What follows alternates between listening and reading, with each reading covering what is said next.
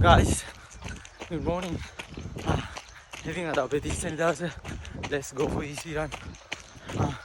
slow run එකද recover run එකක් කියන්නේ. මොකද මේ දවස් දෙකක් hard days නිසා අද recover run එක. Let's go. Last night location just enjoying the vibe and running. Guys, ඉතින් පළවෙනි කිලෝමීටර් ඉවරයි. 6:23යි. easy කියන්නේ ගොඩක්ම easy pace එකක් යන්න දුවන්නේ. සාමාන්‍ය easy run 4:30 4:40 වෙනි දුවන්නේ සමහර දවස්වල. ඉතින් අද දුවන්නේ 6:30. මාර වේගයක් තියෙන ඉස්සරහ.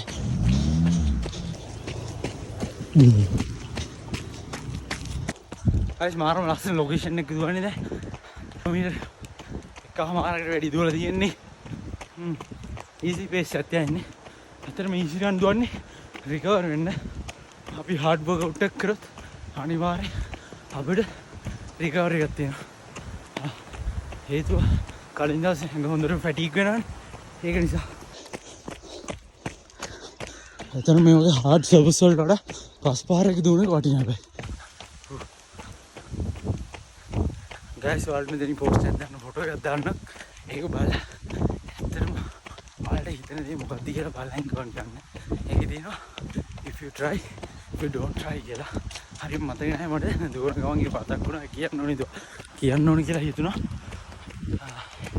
ඒක දැන් එක්ක අපි try කරොත් ඒක අපි දිනන්න පුළුවන්. එහෙම නැත්නම් පරදින්න පුළුවන්.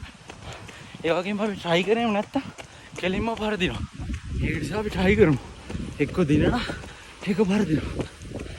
දින්න සතුටින් පෙරදුනා සතුටින්. because අපි try කරන්නේ ඒකින්ද.